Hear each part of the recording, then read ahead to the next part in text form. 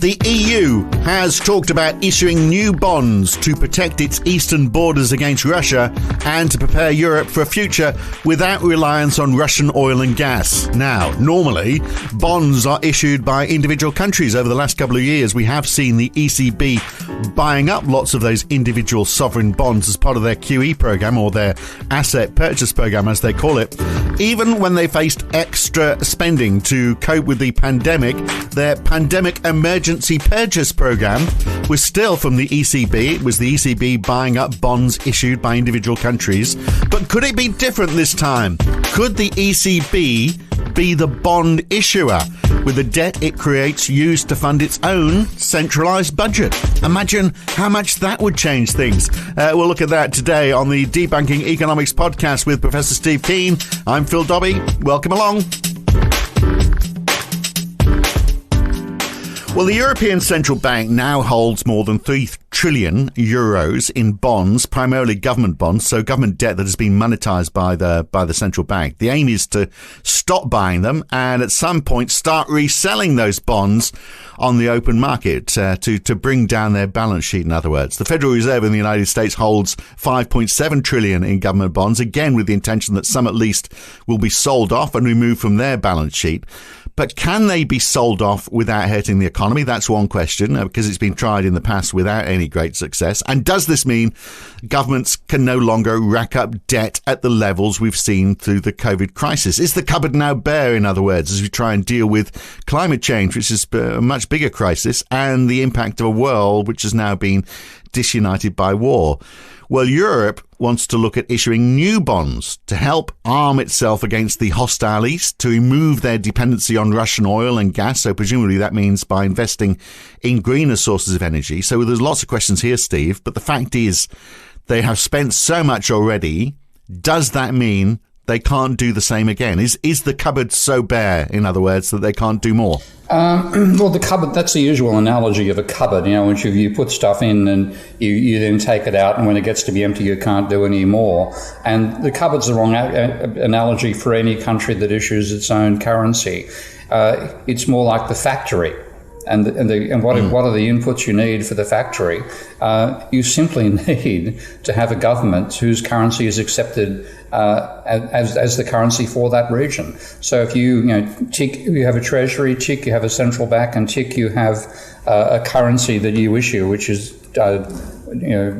denominated in your currency, then you can do it indefinitely. Those are the productive forces you need. So for America, and we've seen this with the Japanese, of course, because when you look at the level of Japanese government debt now, which is fundamentally that is really bonds issued by the government to back the deficits the government has run, they're now looking at 2.6 times GDP, a government, inverted commas, debt to GDP ratio of 2.6 or 260%. So that's far in excess of what America currently has, which is running just over 100%. So empirically, there's no problem with the continuing to do it, and technically, there's no problem. It's much more of an issue for the European Union, but in terms of because the European Union countries don't have their own currency and can't issue that currency they don't have. They've got to rely upon the European Union doing it. That makes it a more complicated process. But the stagnation in the Japanese, just on that point though, the stagnation in the Japanese economy, how much of that is to do with the fact that they have monetized so much debt, or is it other factors like the fact they've got an aging population and it's the same. They've got no migration. It's the same old thing that's being ignored by mainstream economics all the way through. It's private credit. That's what caused the stagnation. When you look back and see what actually caused the Japanese economy to go from boom to bust, it was the end of the period that Japanese themselves literally called the bubble economy phase from 1980 to 1990, when you had an incredible increase in the value of the Nikkei, incredible increase in the price of real estate in Japan, to the point at which the classic statement was the land area of the Imperial Palace in Tokyo, which I think is about 4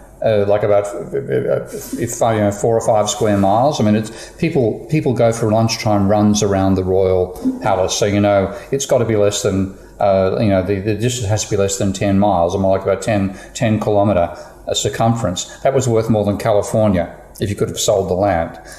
So you had this ludicrous overvaluation, and then it all collapsed literally on the 31st of December of 1989, and you had the long plunge after that. And when I take a look at the change in Japanese private debt and correlate that against the level of unemployment, the correlation is almost like a Rorschach plot. I think the correlation coefficient between credit, which is the change in annual change in private debt, and unemployment in Japan, it's about minus 0.9, and you can't get much closer to 1 out of that. Now, that's ignored by the mainstream. That's what caused the downturn. And if you look at the level of private debt, it went from about 225% of GDP in the peak in, I think, about 1992 or 3, and it's come down to 170% of GDP. And that's much the same ballpark that the rest of the world is in now, including America, is the level of private debt. So that stagnation period is over for the Japanese economy. They're bouncing along with some level of, in terms of per capita growth, I think higher than America is doing. So it is the same old story. It's not government debt, it's the private debt. And the scale of government spending counteracted the negative effect of negative credit in Japan for that length of time. So if it hadn't happened, and Richard Koo argues this quite eloquently and quite detailed way as well, if the Japanese hadn't done that, then you would have a much more stagnant economy than you've actually got. So it's been an injection into the economy which has helped them get out of that debt, because I guess there's more money swirling around, people are earning more, and as the economy grows, people can start to pay off that private debt. That's what you're fundamentally you've got. When you have credit going negative, you've got money being taken out of the economy. And so in reverse, the government running a deficit puts money back in again. Yeah, it's a clumsy way to do it. They should have directly attacked the level of private debt, which is my argument for a private debt jubilee. But in a clumsy way, the Japanese have done the same thing by a dramatic increase in government debt. Well, it's almost like what's happened everywhere, isn't it, with COVID? That if the government hadn't pumped money in, then people would be heavily in debt. The fact is, we avoided that heavy debt stage by spending government money. But so we get back to that fundamental question. The government has spent so much, they can keep on doing it. Is your point, because they got that ability to produce their own currency, but or bonds in their own currency. But it's more complicated for Europe, isn't it? I mean, it's fairly straightforward for America and the UK.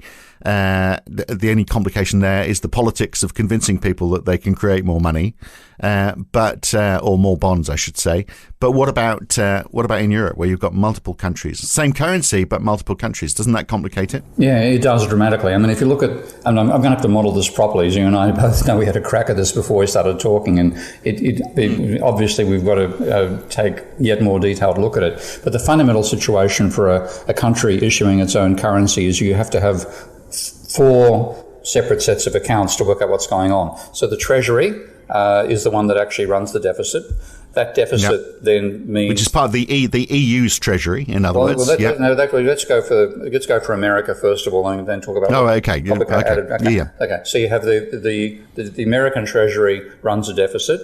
That deficit injects money into reserve accounts of the private banks at the Fed, and it also puts money in the deposit accounts of the public at the private banks. And then those reserves, which balance the money that's being put into people's accounts by the deficit, those reserves are used to buy the bonds that are issued by the Treasury.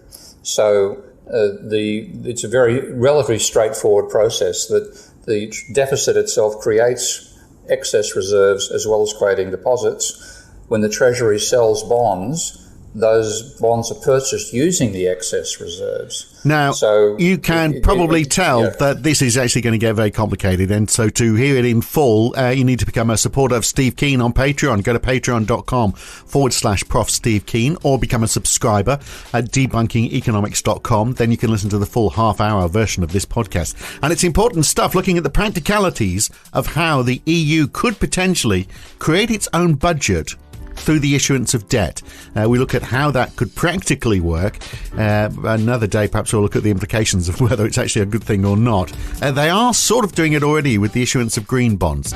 So a full discussion on that in the full version of this podcast. And next week, we look at something else which is big news right now, inflation. Is it going to come under control? Can central banks control it? Or are we looking at, where the Weimar Republic was after the war? We'll look at all of that next week on the Debunking Economics podcast with Professor Steve Keen. I'm Phil Dobbie. Thanks for listening.